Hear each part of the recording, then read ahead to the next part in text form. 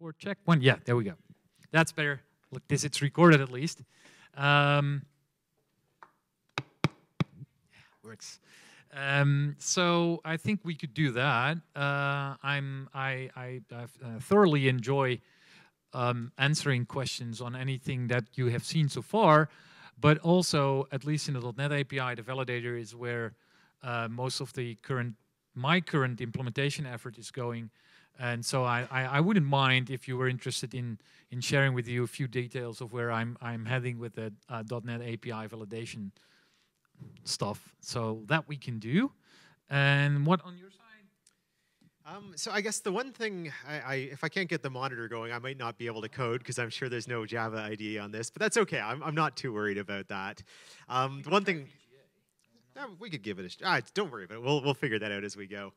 The other thing, so Graham came up to me and reminded me we should talk about, there's a whole bunch of new tooling with the Commandline Validator that Graham has been enhancing later. So he asked me to spend a bit of time going over how that stuff works, just because it's kind of a useful tool. So I'll talk about that after, because I can do that from the internet on your laptop, so that'll work out well. Oh yeah. So how are we going to make sure that now your laptop works? Do we need to change the resolution or? Okay. So one thing I did is prepare a Visual Studio with everything in, but that kind of sucks. So I'll start with, oh no, that's wrong. I'll start with a clean Visual Studio project to show you how you would do that.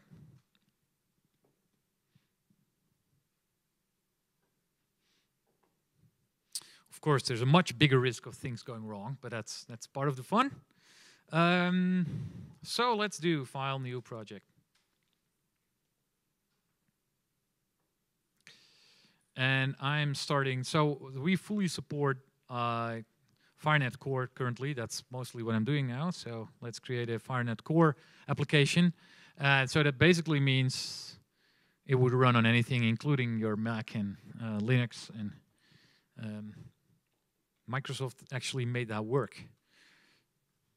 I don't know how they deal with all the forward slashes and backward slashes in path and all those nasty details, but it does work without any recompilation. All my stuff works on Linux as well. So the first thing that I do with this empty project is say, well, let's add the necessary NuGet packages to use the validation. So let's browse the internet here. And let's say FHIR. Let's see what happens if I do that. Here we go. And so I was talking about the HL7.FHIR.specification library, and let's take the STU3 one. Yes, install it in the project. Yeah, I think I accept all that stuff. So the first thing you'll notice is that while installing this package, something was added to my project. We here. SpecificationZip. It's a smaller font. And as I was telling you, this contains, well, much like an IG package already, all the things that I need to validate. So you could presumably add Argonaut.zip here as well. But in this case, specification.zip is now packaged with my application. And some of the basic validation classes will just look for this specification.zip, which is the default. Okay, so, well, I do think it's rather boring showing you me typing, so I do have a bit of main code here.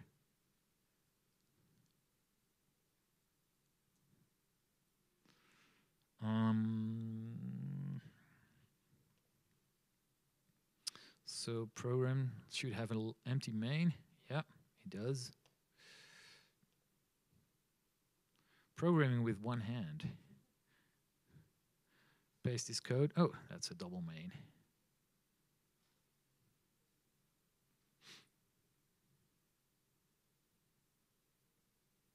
Yep. So as I was showing, you know, in that last session, but there are some new faces here.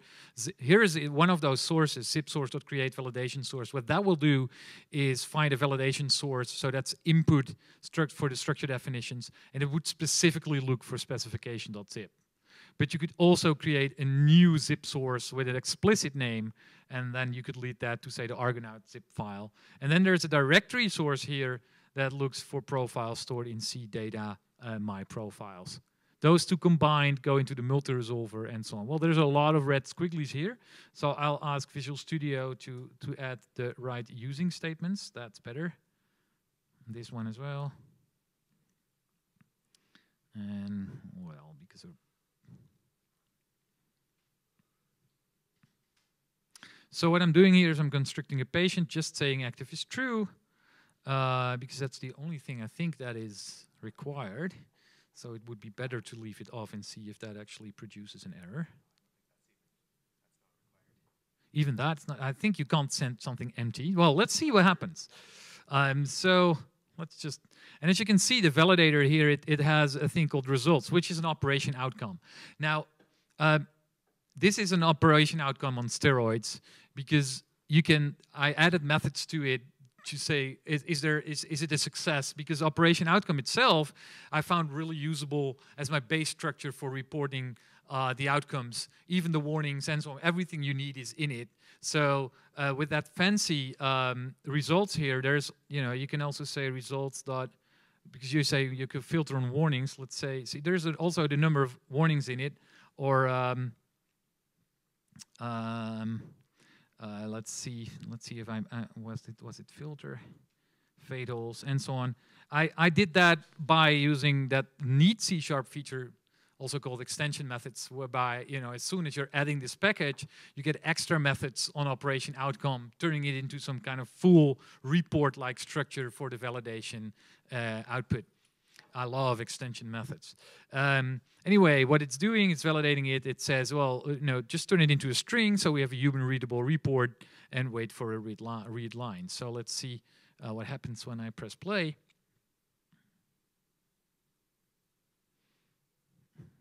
I think it should report something to us. Element must not be empty at patient. Yeah, so it says at patient root something's wrong, which what I was hoping it would say. And then, of course, if we'll do the active is true, we should have some kind of success here. Oh.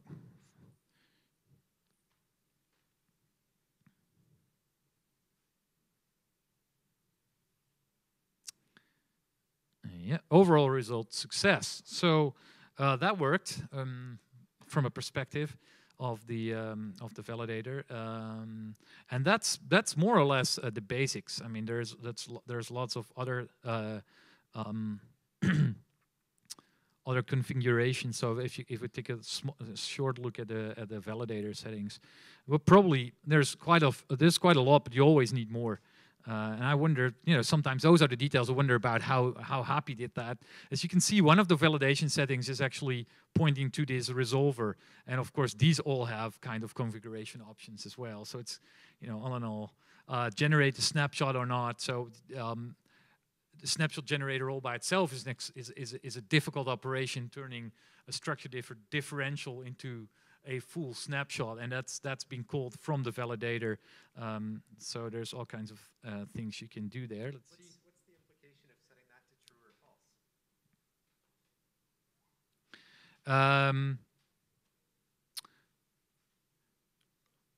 So if you set that to false and there is no snapshot, it would report that it requires a snapshot and not do something. So here's the full settings. There's also snapshot generator settings because if you need to generate it, you want to supply the settings. Skip constraint validation because that's pretty expensive. But I was saying to Richard here already, this summer I want to split up the validator into something like you have. So modular set of rules that you could either enable or disable. So what I want you to do is not, and I go a little bit further than what Java now has. I want you to be able to say, you know what, validate everything except for terminology. Because if it fails all that other stuff, I don't want to spend time on terminology until you pass all the other rules, which kind of makes sense because terminology validation is expensive. And one of the sets of rules you can enable or disable would be do structural validation or not. Because if you know that you're going to do profile validation, I don't think you want to do structural validation because that's a subset of profile validation. So that's the ideas I'm playing with.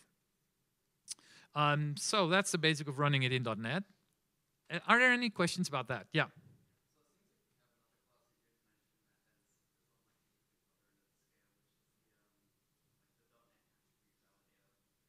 Yeah. Yeah. Yeah, that's actually that is actually comparable currently to the structural validator. So your question was the .NET library itself in the POCO library has a validator that runs fully on the POCOs because every single element, and this must look. Let's see, I have an open Visual Studio here. The whole model, maybe just like the Java model, is decorated with annotations. Well, that's not concept. Whatever. Why did I pick that one? Concept map.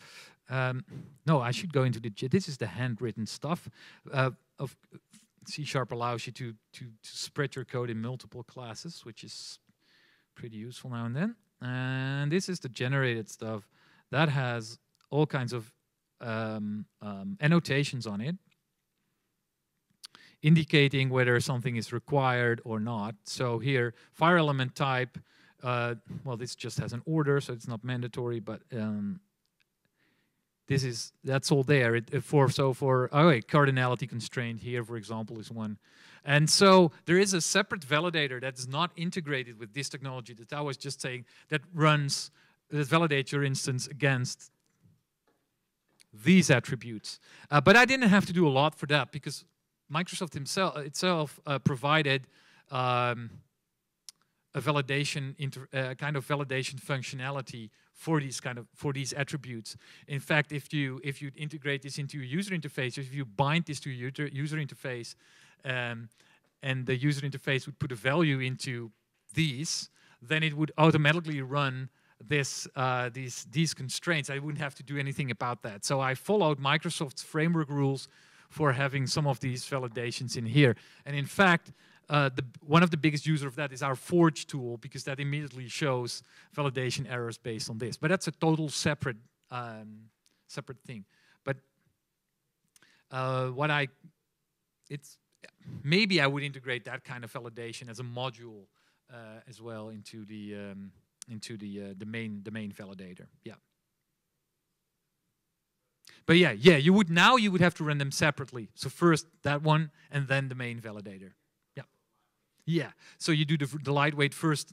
You could do that, and then the other one. Yeah. All right. Cool. I'm going to try and plug in once more.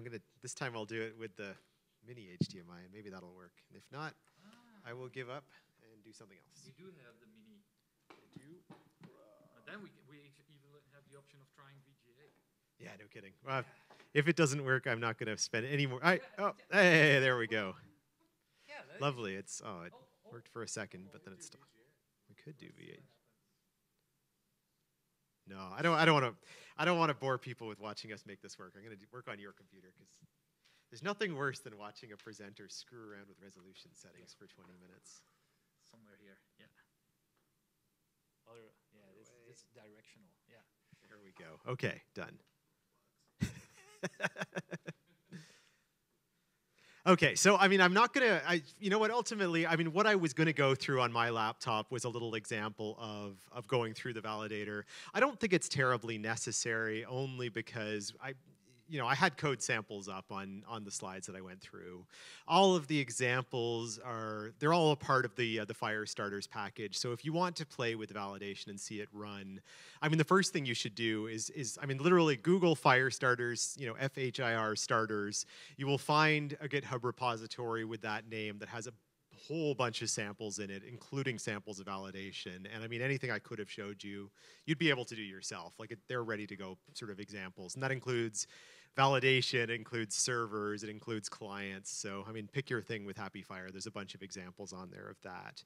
The thing I'm going to show you instead of that, just because, There we go. So Graham came up to me between sessions and said, he reminded me that it would be a good idea to talk quickly about the command line validator tool, which, I mean, oddly enough, is using a bunch of the underlying Java infrastructure, is, I guess, only tangentially related to this, but is super, super useful if you're building real solutions, just because it's a nice sort of command line way of getting validation going and figuring out, does your data look proper? But is it calling your validation software? No, no, no. So it's totally separate. It's a bunch of Java code. It can be configured to talk to terminology services. I think by default it calls out to tx.fhir.org, which is Graham's terminology server. This is, yeah. Yeah, so this is the core spec build validator, which is ultimately the heart of Happy's validator as well. Okay, so you didn't rewrite the validator? No, I didn't have the heart to do that, no. I can't even imagine how you did. So it always takes me 20 minutes of staring at this thing, looking for FHIR, and then eventually deciding that, and then looking for the fourth one in the list, which is... fourth one on the list. Why am I... FHIR managed, there it is. Okay, so I went to wiki.fhir.org just to repeat the embarrassing process I just went through. And on there, I, of course, lost it. I'm going to try this again, but this time I'm going to look for FAST. Healthcare. Seriously? Oh my God. I think you had it. Yeah, I think I did too. There it is right there. So I'm looking for the word FHIR. This is the wiki page for FHIR. I will go there. I'm terrible at driving your laptop for some reason. Oh, it's opening in new tabs. This is embarrassing watching me do that. You're getting a comedy show for free. So, whoa, what am I doing? Okay, the thing I'm looking for is validator, and I'm going to once more look for validator. There we go, using the FHIR validator. So this is the page I was after, and so Graham was pointing out to me, apparently a week ago, he spent a whole bunch of time beefing up this page. I hadn't even seen this until he pointed it out to me, but it's really good. There's a bunch of good stuff on here. So ultimately, within the FHIR spec, I'll show you in a second where to download this thing. But once you've downloaded this tool right here, you can basically point it at files on your disk. You can point it at various IG packs. This is a new way I didn't even know that existed, to sort of point it at core definitions or at IG packs that have been uploaded up onto the FHIR auto build site. In true Graham form, there are 1,000 undocumented things on here that he showed me and said, make sure you show, and I forgot the second he showed them to me. So I can't give you all of the power on this, but there is a ton of information in here. As example, I mean, this is a command you would run that would validate against the US core definitions. The nice thing here is you don't need to go and do anything with this. You provided this definition. The validator tool knows where to go and fetch the IG pack for US core, which is kind of cool. I don't even actually know how it does that, but apparently it works quite well, so there we go. This is how this thing works. I'll show you where to get this tool, the validator tool, just because that's useful as well. I'm way better at finding that than I am at navigating the wiki, fortunately. You go to hl7.org/FHIR, which if you haven't memorized that yet, you should, because that's where the FHIR specification itself is. Hopefully that will come. One of the really nice things about the FHIR spec is every single page is just memorizing something.html after this base URL, which is super cool. Yeah, so because I never use Microsoft browser, so that's the problem. Oh, are you serious? I'm using Internet Explorer. And really? Oh, I know. So if you do hl7.org, then whatever you need is already there. Yeah, no kidding. FHIR, let's see. Oh, that's more like it. Okay, so it remembers the page. The thing I was looking for is down at the bottom somewhere. There's a link that's called download. And where did the download link go? Is that in the documentation download? Oh, it's moved, of course. Here I was saying I was better at finding that, and I'm no longer. There it is, downloads. Okay, so I'm going to downloads here. When I go to downloads, there is a whole bunch of stuff on here, but the thing I'm after is the official FHIR validator. So when you download this, that's the tool that I was just pointing you through the wiki. So this in terms of sort of building up systems, this is Graham's code for validating. So I would say it's as close to a source of truth about sort of how stuff validates as you're possibly going to get, which is good. That's I think all I've got to say there. I mean, are there any questions about sort of validation in Java or anything else anyone wants to discuss? Yes.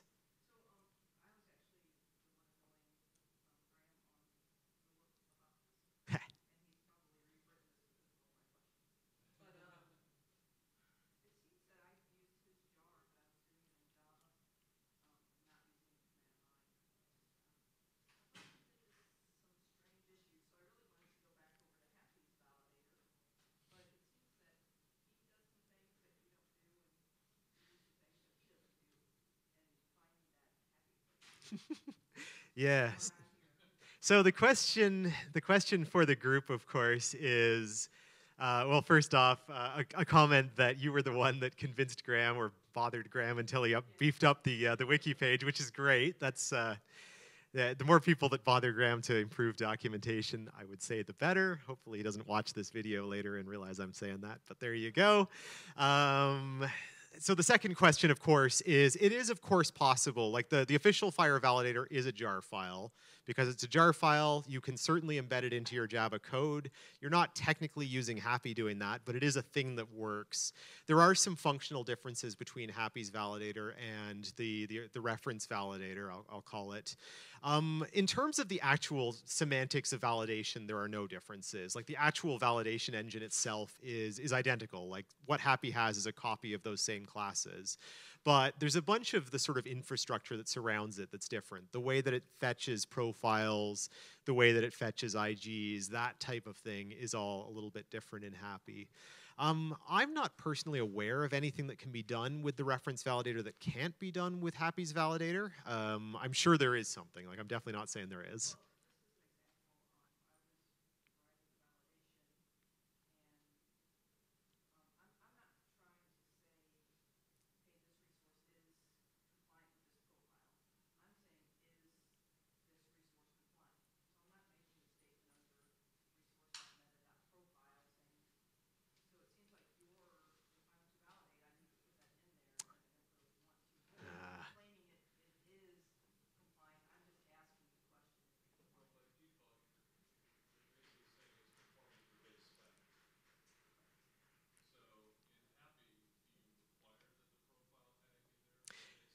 Well, so this is kind of an interesting one, and we actually ran into this at the break as well. So this is, actually I'm curious about how you do this in .NET as well. One of the things that I keep thinking about this and then forgetting about it, and we should fix it in Happy FHIR, is there is no way of saying to the Happy validator, I want you to validate against this profile over here, other than declaring that profile in your metadata section in your resource. I would like to fix that. There's definitely, this isn't like a religious thing where I don't want to fix it. It's just we keep forgetting. Right.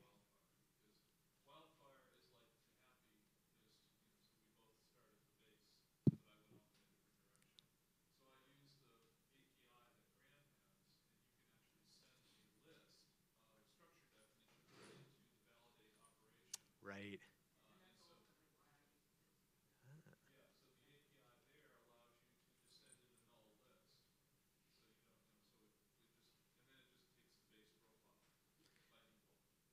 So, I mean, the good news there, that sounds like 3 lines of code to add Happy. I don't see why we wouldn't.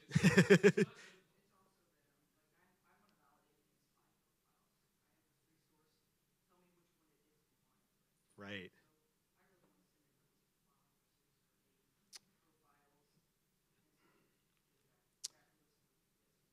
Right. So it's like, you mean something like this.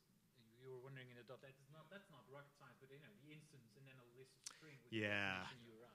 Yeah, so that basic thing, that doesn't exist in Happy right now. Okay. It should, for sure. Yeah, this has been a constant sort of, I don't know, irritation. I think a lot of people have run up against the same thing you are, which certainly tells me we should get on it.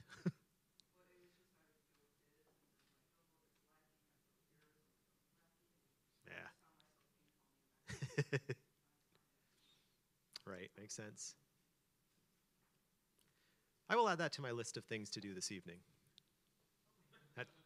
I mean, that's 3 lines of code. I'm sure I can scrape out that time. What's that?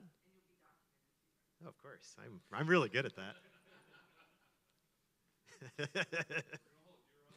Yeah. Oh no, that's now we got recorded video evidence. So any more questions?